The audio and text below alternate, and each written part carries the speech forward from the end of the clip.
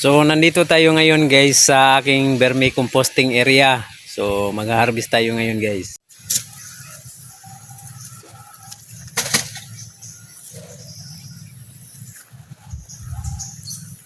So, ayan na guys oh. Ito yung mga vermicast. Pure vermicast guys.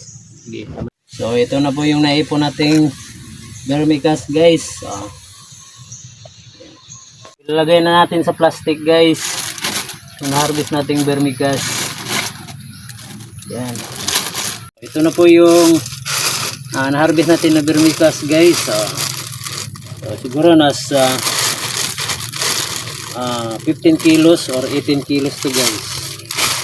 So kapag bumili ka sa City Hardware guys, ang 10 kilo ang price po niya guys is 310. So medyo mahal talaga yung vermicast guys.